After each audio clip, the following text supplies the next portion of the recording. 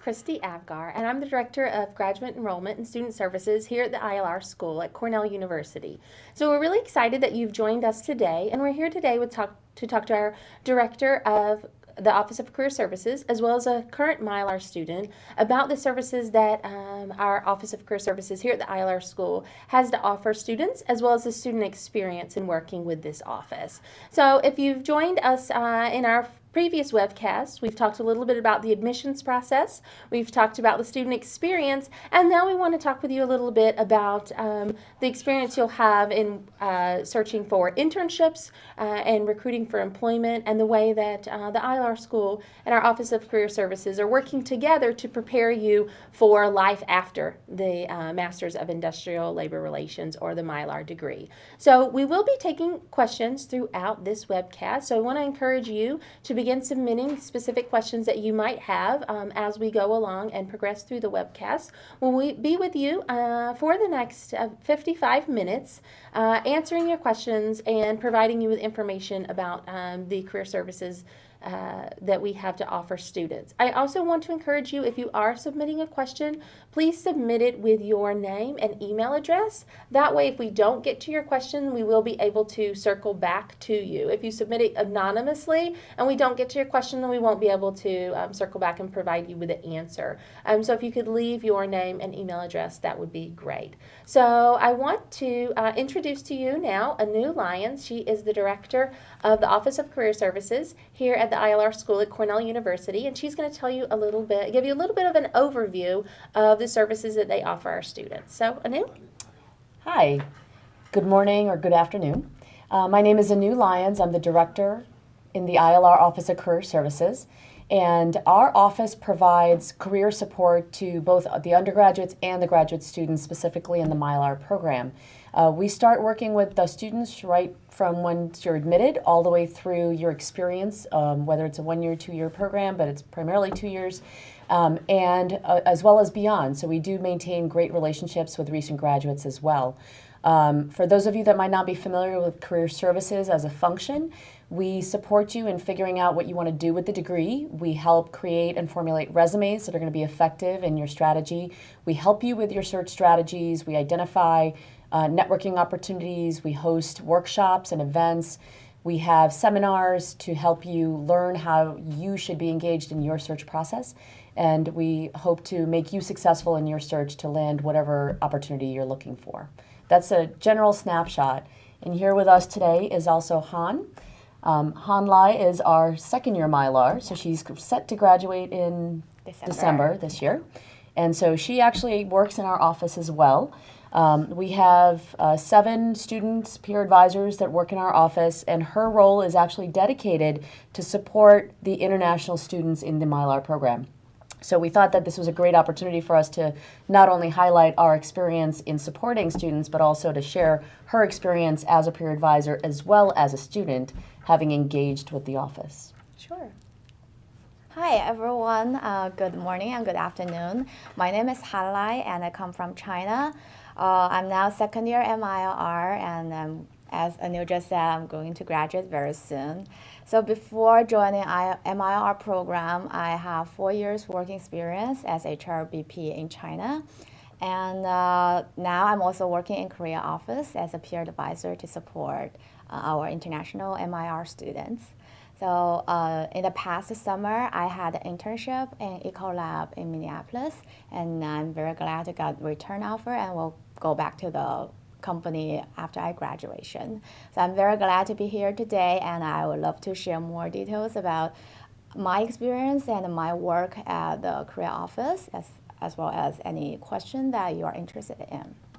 Okay, great. So we'll get started. It looks like we have a couple questions coming in. Some students are asking a little bit about, in general, the application process and how they know if they would be eligible to apply for the program. So I want to encourage anyone who is watching, who's thinking about the MILR program as the next step for them in their career. I want to encourage you to go to our website and complete a pre-assessment. So pre-assessment is going to give you the opportunity to tell us a little bit about yourself. When you graduated from your undergraduate degree, what your degree was in. You can provide a resume and what you've been up to after graduation, or if you're coming straight from undergrad.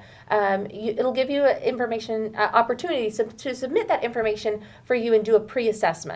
Then we can get back to you and let you know a little bit about how you measure up or where you fit within our profile of students, and give you a good idea of whether or not we would recommend that you go ahead and apply. You might be an excellent candidate, a great candidate. You might meet their qualifications, or we might say to you, you need to finish your undergraduate degree before you apply for a graduate degree. That's imperative that you do that. So you'll be able to get feedback from us prior to applying. So if you're interested in how you fit that profile, would certainly encourage you to visit our website and fill out a pre-assessment.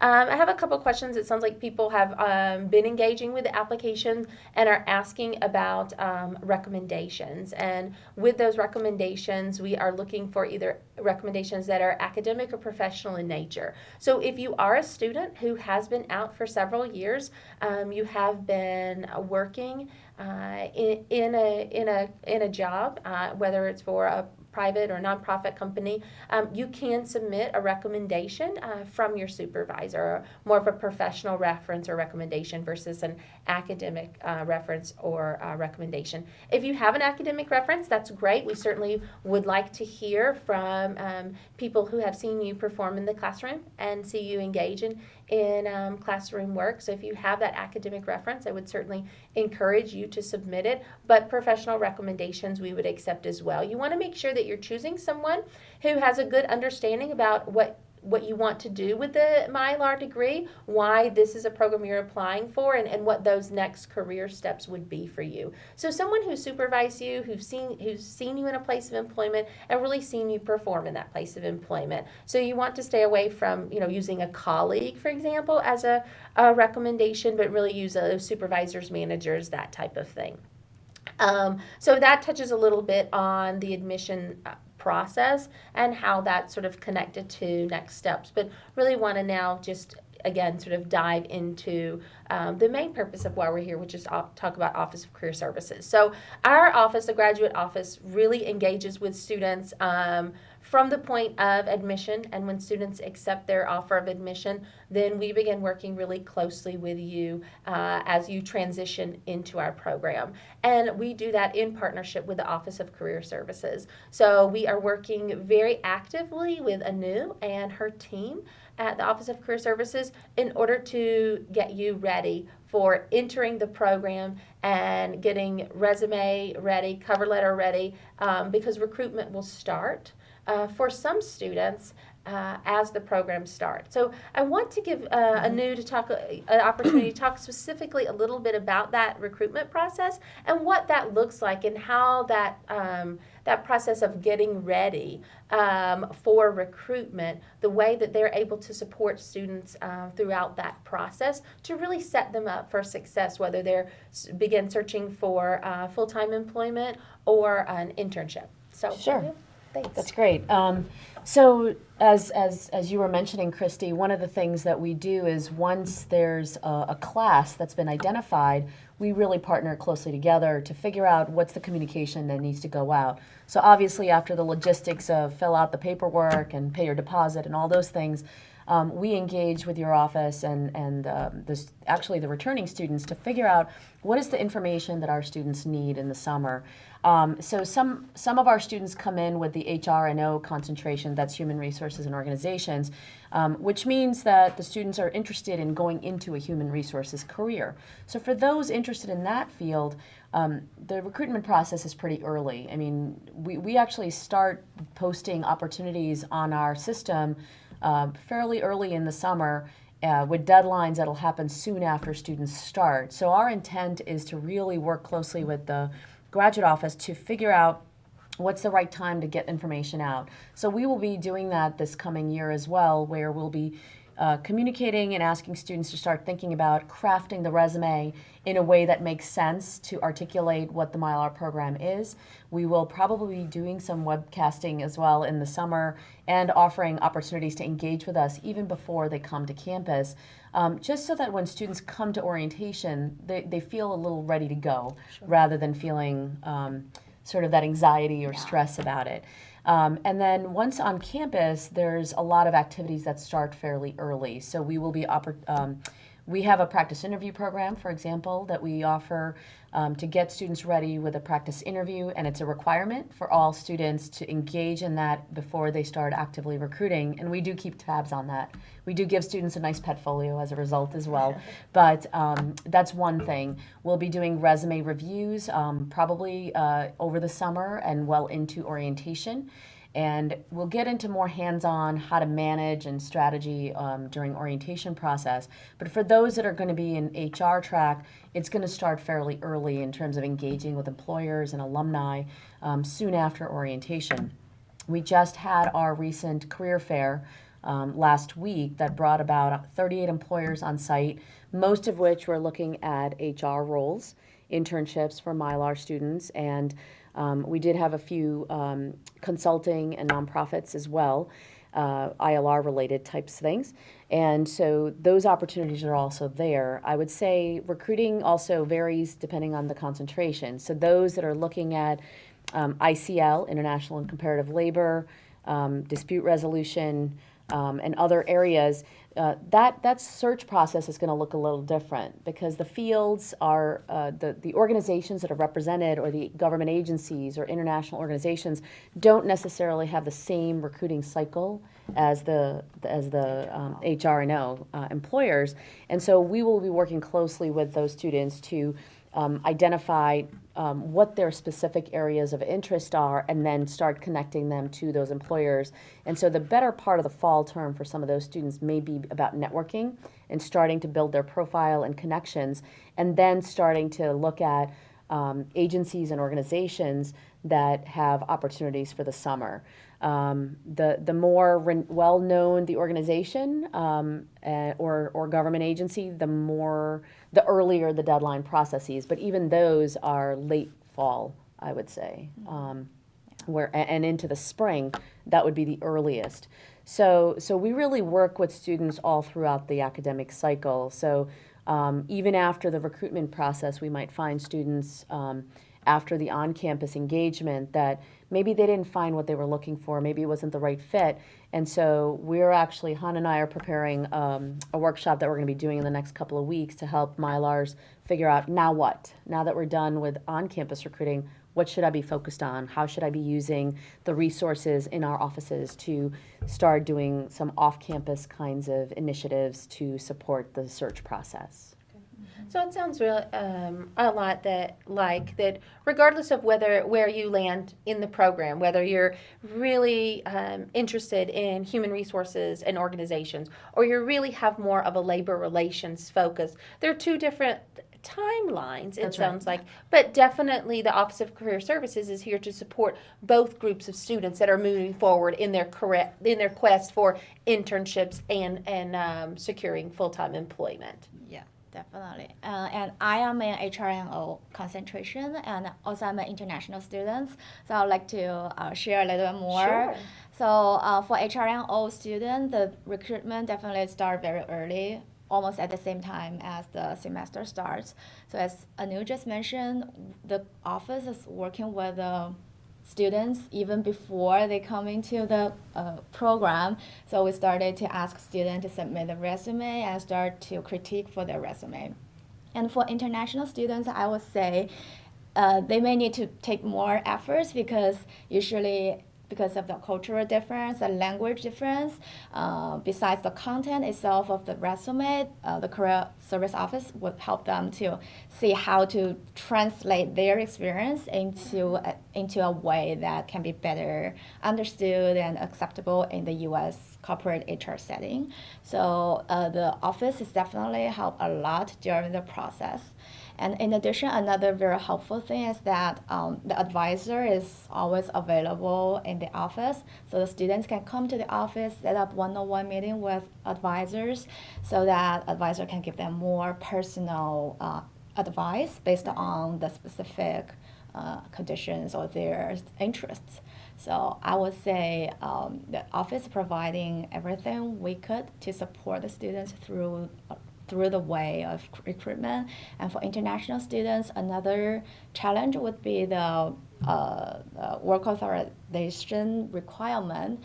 So they may also need to look for a company that may sponsor for the international students. The offices also have more resource that can help students to identify appropriate opportunity through the way.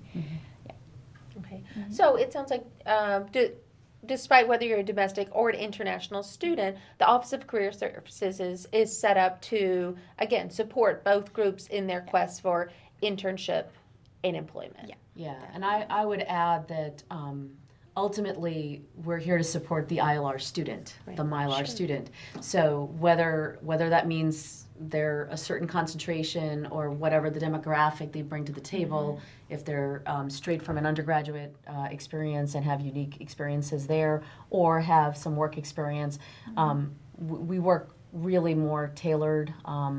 We pride ourselves in being a high-touch student service area. So it's really incumbent for us to ensure that each student feels like they're getting the experience that's really specific to them, because sometimes we have students that have very specific geographic needs. Maybe they have a family and they need to be in a certain geographic area of the U.S. or the world, and so even if we don't have a contact, we will work with that student to figure out, let's see what we can do, and then we'll work with that student really closely.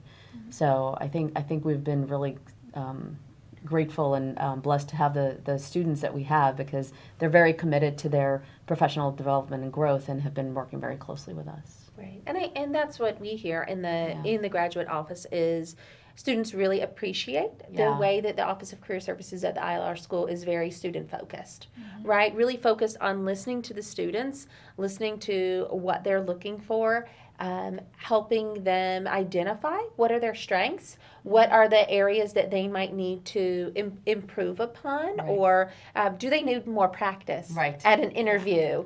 Do they need to sit one more time with an advisor to look at their resume or their cover letter, and really help being very focused on them as the individual so that they are ready to put their best foot forward, right? And they're really ready to talk about themselves and the work that they've done or the things that they've studied to really put them in that position to secure that job or internship. So, Han, it was only a year ago that you were immersed in this process. You did secure that internship. Can you tell us a little bit about what that summer experience was like for you? Sure. So I got my summer internship through Oncampus Recruiting. Basically, company came to the campus and with their rotational program or direct hire program, and I went through the resume submission and then interviews, first round interview, second round interview, and finally got it. I remember at the end of October, and then my summer was spent in Minneapolis, which is a great city, and the internship was 10 weeks long for me. I know some students may have 12 weeks long internship. Basically, I had a great project in the HR team in Ecolab Global Supply Chain. And through the summer, I figured out how to address the issue they expect me to address, and I come up with a recommendation, finally make a final presentation. And after the internship, they will decide through the whole summer how I performed and whether I'm a good fit with the company. And then they extend the offer to me, the full-time job offer, right after the internship. So with that, I wouldn't need to do the recruitment for full-time this fall, and I'll decide to take that offer to go back.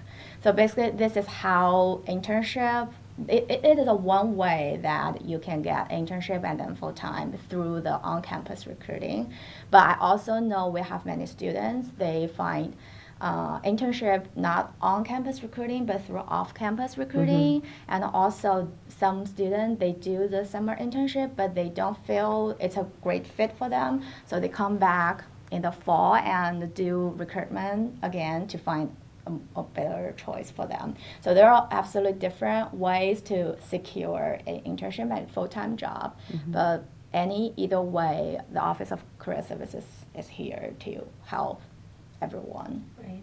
And while the internship's not required of students, That's right. For the MILR degree, it certainly is that opportunity for a dress rehearsal for full-time employment, Yeah, right? definitely. An opportunity for you to get to know a company, for you to perform and work in that professional work environment, so that one, you can see if the company's a good fit for you, but also they can see if you are a good fit for them. Yeah. I think it also gives students the opportunity to decide if this is an area or a sector in which they want to pursue full-time employment. So Yeah. they might have gotten to a company, they're doing an internship, but they're just finding that this isn't the right fit for them. And then they can come back and go into the recruitment cycle again, and it will have helped them sort of hone in on what exactly they're looking for a full-time job, so that they can take that into account as they enter that next recruitment cycle for full-time employment. So what I see for students is working with Office of Career Services really gives them that excellent opportunity to get either their first professional work experience sort of under their belt, or an additional work experience. It gives them an opportunity to explore an area maybe they haven't worked in before, so that they can begin to think about how the things they've learned in the past year of coursework begin to fit into what their professional life would look like, and how that all of that comes together to provide that springboard for them to jump into the world of work as they finish the degree program with the master's degree. Yeah, and in terms of the internship, we do see a great variety. Some people have internship in corporate setting, some may have in NGO, and some in labor organization. Some even not only in U.S., some may have internship in other countries. So everyone is selecting internship based on their own needs and their own assessment about what kind of experience can be beneficial for their next step. Yeah. So we've mentioned sort of on-campus and off-campus recruiting. So can you define that a little bit more for the students who are watching who are saying, okay, I'll tell you why I'm she's recruiting. laughing in a minute. I know what recruiting is, but what is the difference between on-campus and off-campus recruiting, and what does that look like for a first-year student entering the master's program? So on-campus recruiting is actually the terminology that we use Cornell-wide. So not just in ILR, but campus-wide in the School of Engineering, for example, and other colleges. So that's just our terminology internal to Career Services, but it permeates the student body. It's just a way for us to explain that there's an employer that's coming to campus to engage with us, flying in from wherever to our beautiful town of Ithaca, New York, to engage with our students and actively recruit them for an interview, for an internship or a full-time opportunity. And so the idea there is, I think that's an important piece, and I mentioned Ithaca because the fact that we have employers coming should be a testament to the value of the MILR program. That there is a high level of interest for a number of employers that see the alignment of the quality of the candidates that are coming from the MILR program, that they invest that time, energy, and budget to come to recruit right on site. So we do a lot of that.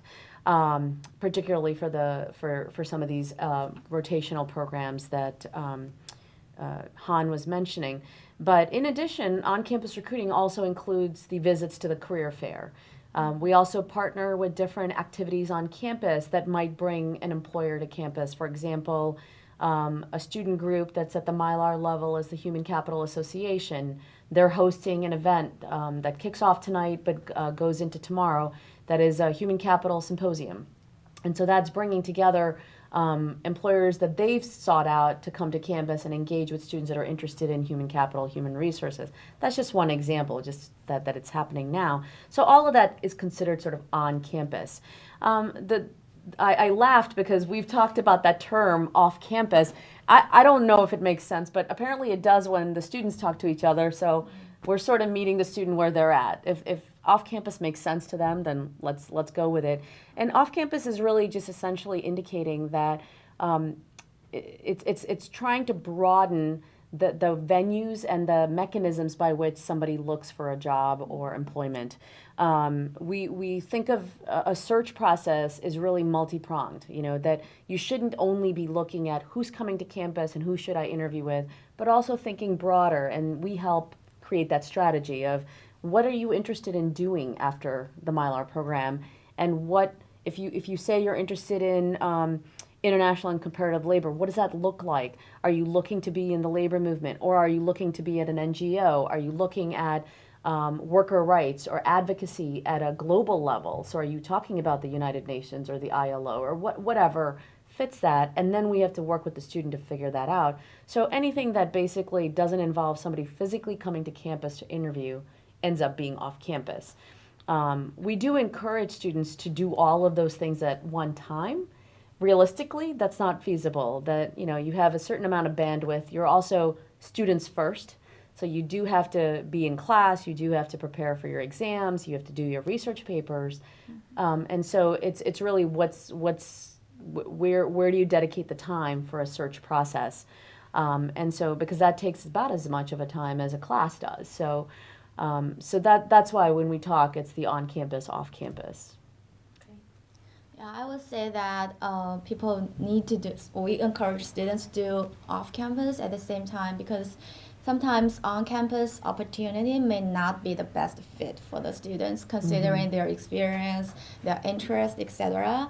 So students, if they may explore, some students may want to work in startup because they feel it's more a comprehensive experience as an HR, but usually not many startups will come to Cornell to do the on-campus recruiting. That's a good example. Yeah, so they may need to reach out through other channels to get those off-campus opportunities. So it's definitely two parts that every student should think of. Yeah. Yeah.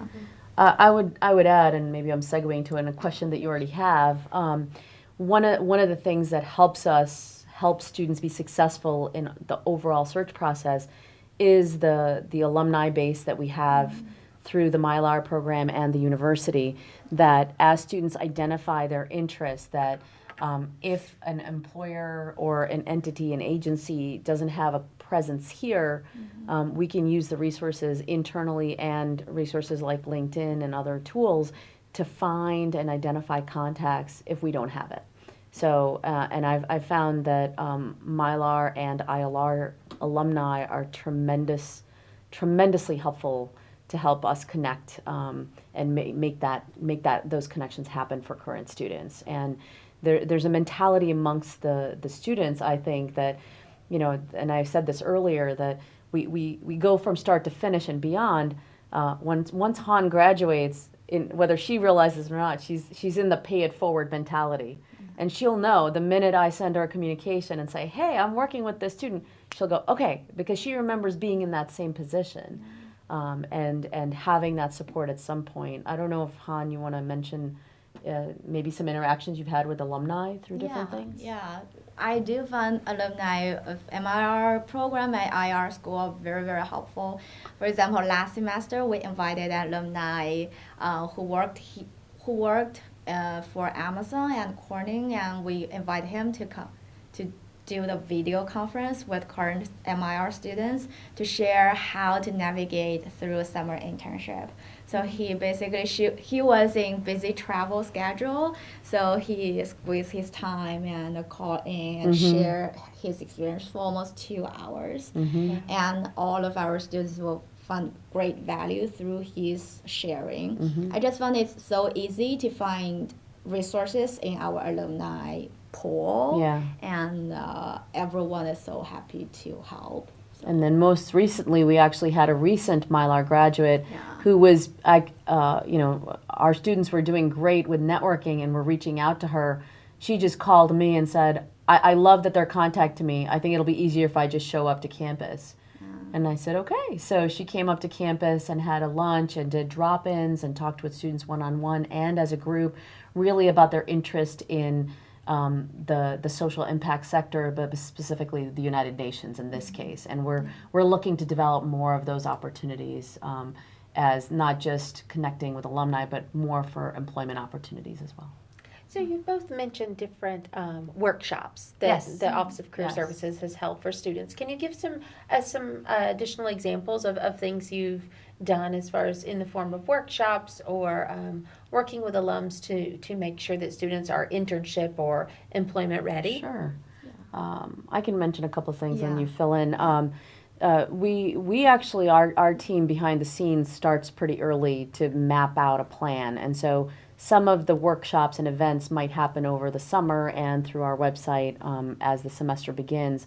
And then after orientation, we have a schedule of events and activities that we'll do. And then we also fill in and add in as needed as well. So for example, one of the events that we're about to work out is with the Graduate Student Association has a subset of our student leaders working on career work groups. And so these are opportunities for first-year MILRs to be mentored by second-year MILRs around all their strategy and support around career stuff. And we partner very closely with that student organization. And so they've given us some great feedback and said, hey, people would really love to see some opportunities of what should they be doing now after the career fair. So we're in the process of creating that workshop. Standing workshops we've had are everything from effective resume writing or have it be a resume lab, so it's hands-on that they can do that. We've done LinkedIn and networking tips, and sometimes we've had an employer come. We recently had an event where we felt that we wanted to communicate to students about how to effectively navigate all the different ways that they can engage with an employer, like office hours and drop-ins and career fair and all those things. And so we asked an employer, can you talk to students instead of us? Mm-hmm. And so we had an employer come and do that for us, which was great. So those are just examples of things. We've done a practice interview workshop, but the one-on-one is the more ideal. Han actually put together, I don't even want to say Han and I, she really put together a great session specifically for international students about how to navigate the recruiting process before they kicked it off. And so that was, I think, they found really helpful.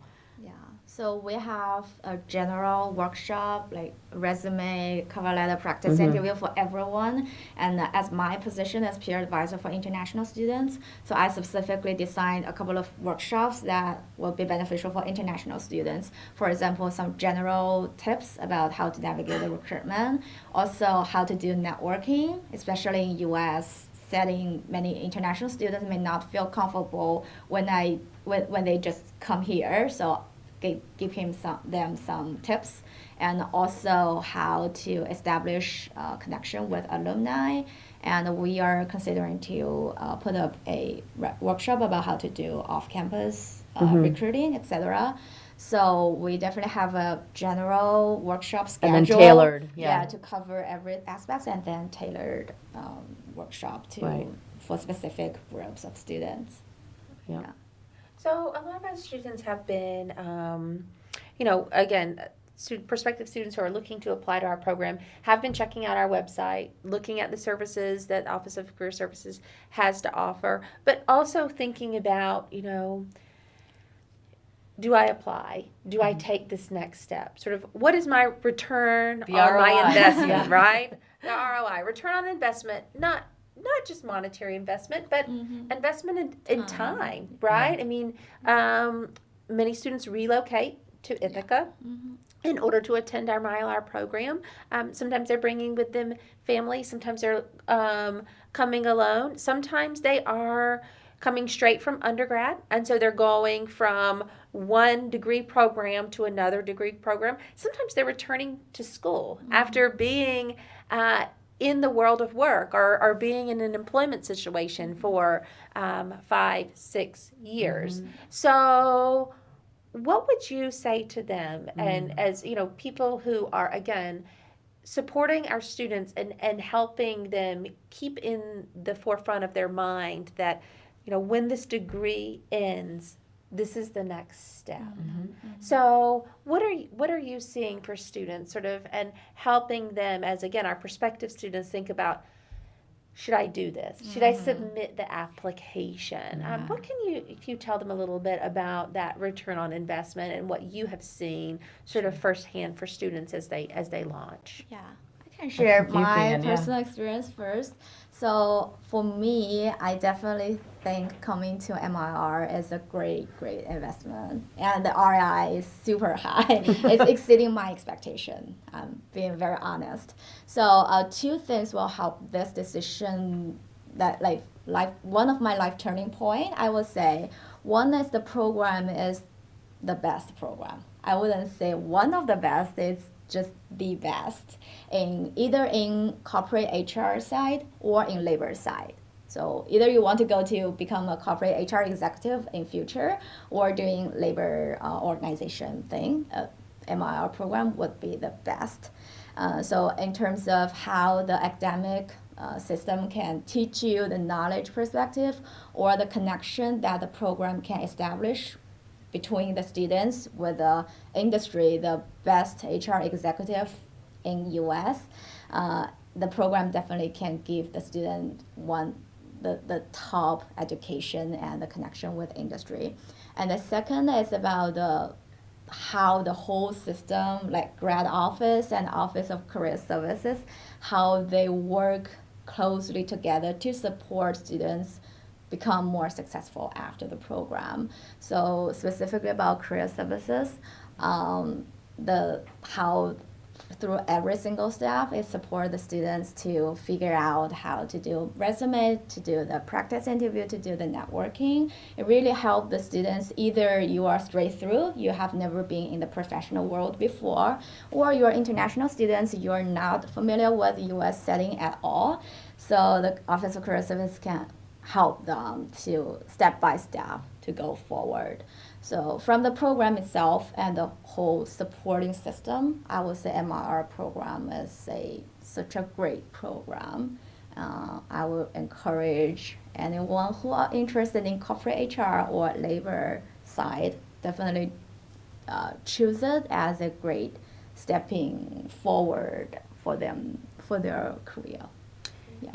And I would add that it's the corporate HR, it's the labor side, it's government, it's international comparative issues around workplace issues. So it is really broad, and I think there is ROI across the board. My observation is the experience of the program between the support from faculty, staff, fellow students. Like, it's a really comprehensive experience. And if we're talking about that transactional piece of, do I get a job when I graduate?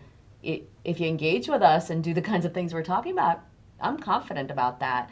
One of the things that I think we see ourselves as, and I would say speak to your office as well, that we're cheerleaders to support the students, so that no matter what your background is in terms of work experience, whether it's a straight through or whatever number of years of experience or right in that in between, that there's something about your profile that has made you the right fit for the MILR program. And so once you're here, we're now helping you package that and market that. And a number of our contacts are alumni who come back to campus, and then they meet with us and they say, this experience was transformational because it really helped solidify what I wanted to do, but it also helped me connect and get that next step that I want. And the program is known, so it's known with people amongst certain fields. So we have some employers that come just to we are the only school that they come to recruit at.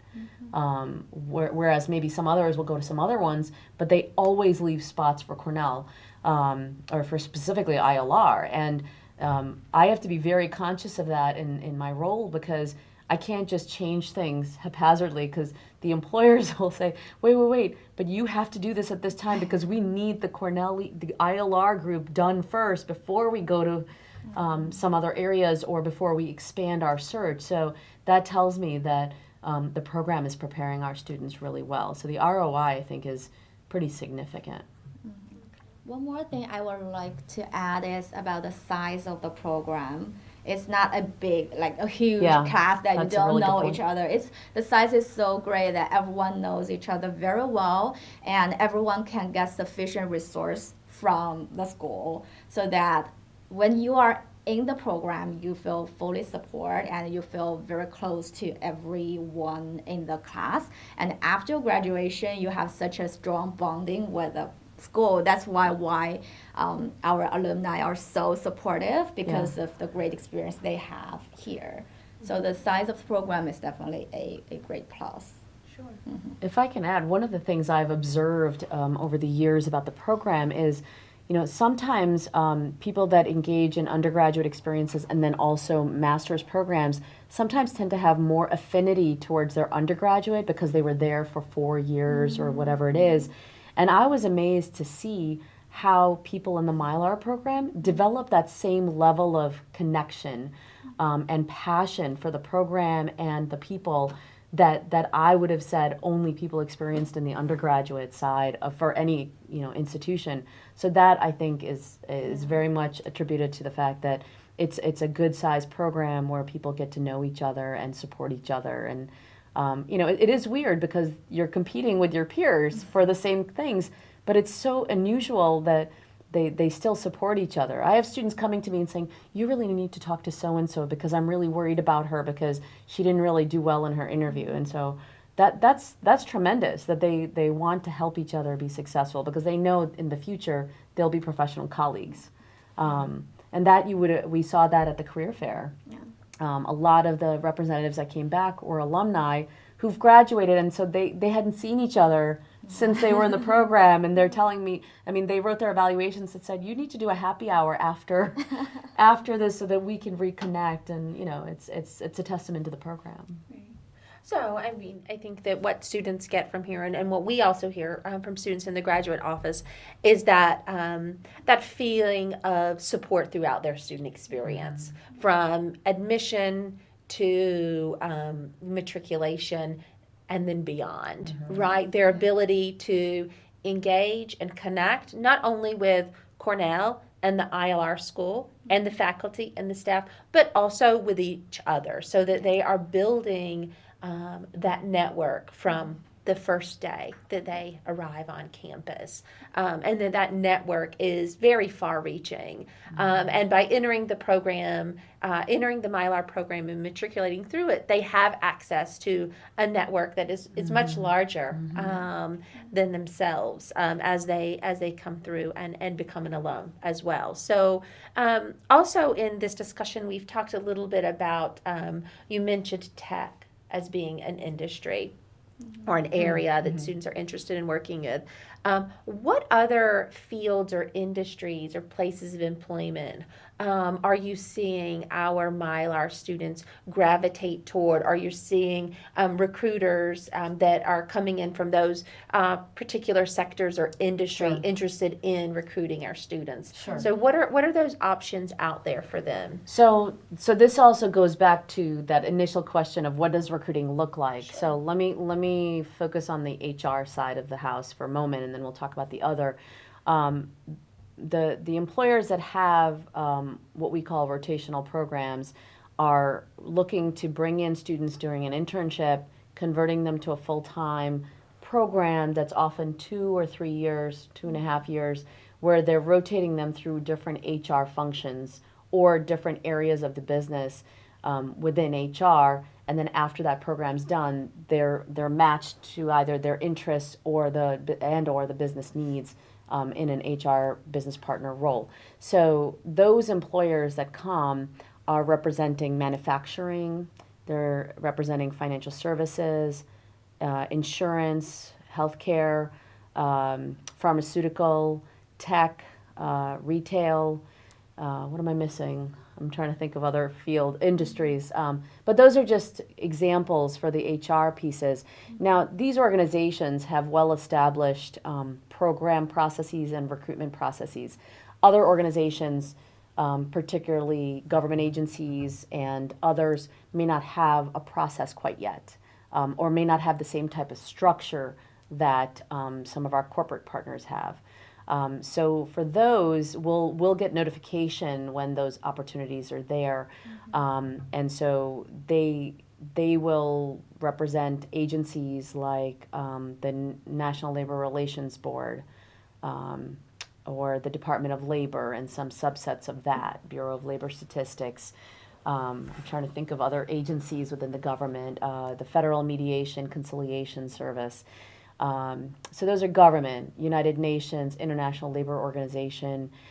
So we do have those types of representations. One of the initiatives that we are going to be pushing forward in our office are really trying to build out a bit more contact and connection with NGOs and think tanks that are more aligned with the ILR fields. So we are looking to build that out more. We have contacts, but we want to build that out more. So that's just to give you a snapshot.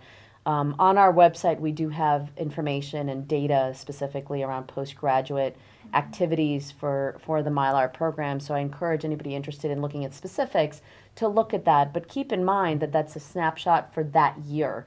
So if you look at that alphabetical list of employers and you don't see the organization that you're interested in, you're better off just contacting your office or our office to find out, I'm interested in X. Do they actually recruit, or do you have any engagement, or how do you go about supporting that?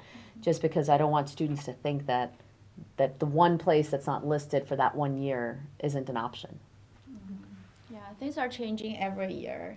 So definitely check what the specific opportunity that the students are interested in. Yeah. Yeah. But it sounds like as they change, the one thing that remains the same is that people want to engage Yes. with the MILR students. Yes. They want to recruit and hire graduates from the ILR school here at Yeah. Cornell University. They're interested in having them on their team. They know that with that degree, they're going to be prepared, and they're going to be prepared across the board. Right. Yes. Right? I mean, when we think about the curriculum that we offer, that students have core classes. Everyone gets the same foundation where they're learning about human resources, organizational behavior, labor economics, statistics, labor relations, labor law. And then they're able to, with their additional 10 courses, build out from there. So if their concentration is human resources and organizations, they start building their coursework based on that interest, where they take,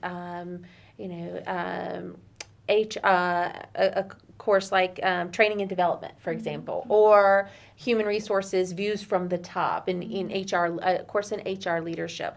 But if their interest is more of labor relations, then they might be looking at a course on mediation or negotiation or organizational conflict, those type things. But then they have 4 electives that they can just explore other topics. So that if they want to do labor relations but feel like, I should really have some organizational behavior knowledge, they can use those electives to take that the organizational behavior class, or a class on leading groups.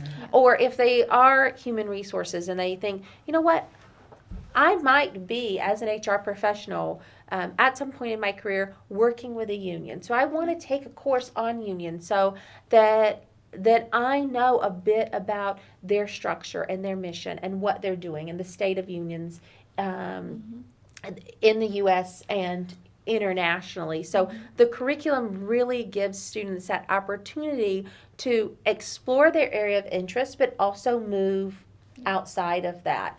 And then having that internship gives them that additional opportunity to have that professional experience that they can continue to build on. I wanted to add, I think what you just said ties into why the employers do like the ILR graduates, the MILR graduates, because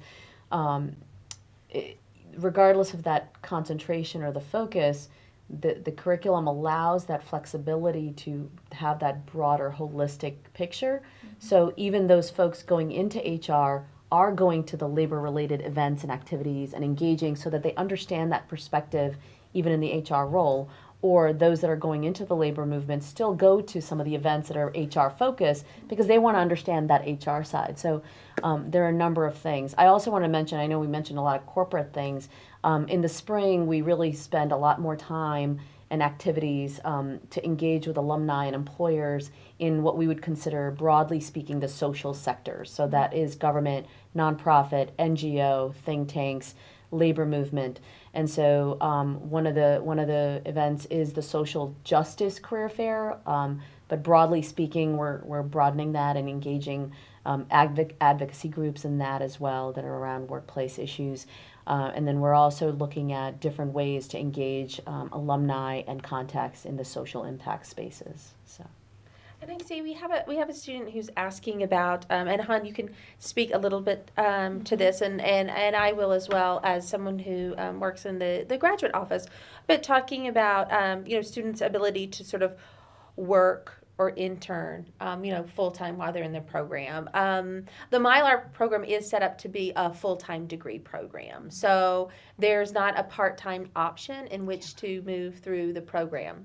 Mm-hmm. But we do have students who work part-time while they are in the program and while they're moving through the program. So maybe they work 20 hours a week. Maybe they're a peer advisor in the Office of Career Services, and they're doing their coursework. They're going to school full-time, working part-time. That's something that we see often. And then during the internship phase of the program, that usually is happening over the summer. So students are working full-time in a place of employment during that internship portion, if they're again sort of pursuing an internship. So they don't need to be engaging in coursework during that time. Summer is not a time when students take courses. So they are free to pursue internship opportunities on a full-time basis. So Han, I think you said you were 10 weeks in your internship, and that was time that was devoted to full-time work. Yes. Yeah, okay. That is 40 hours per week, full-time job. And I know we also have winter internship program that students during winter break, they can also choose to work full-time during that break. But for semester period, most of our time are devoted into study. Yeah. And have you felt that you've been able to manage the coursework and your demands as your with your role in the career office, sort of this part-time employment and the and being a full-time student? Have you been able to manage those demands, you feel like? Yeah, it's definitely more challenging when you have to study while have a part-time job on campus, but it is manageable. So in addition, the way I plan my course, I intentionally put most of my course in my first year so that I know I can spare some time in part-time job afterwards. So there are a lot of flexibility. So basically we have credits limit for every semester, but it is a big range. So then students can choose based on their schedule. So you can choose to study a little less to work more, or 100% of the time put into study. So there's definitely great flexibility that can accommodate everyone's interest. Okay. Yeah. Great. Well, we are running up on our time as far as getting to the end of our webcast. So I didn't know if there's anything else that you wanted to share that maybe we didn't cover today, or do you think it's important for prospective students to know about the Office of Career Services? I think Han spoke well to the experience, and just to know that we're not, fundamentally at the point that we end up engaging, we're just happy to do that no matter what the field of interest. So we're already working with people that are, there's some unique things that they want to do that maybe we didn't have engagement before in those fields. And so it's something that we just work together and support. So just to know that we have a high touch support system across our offices to ultimately help the student be successful professionally is the goal.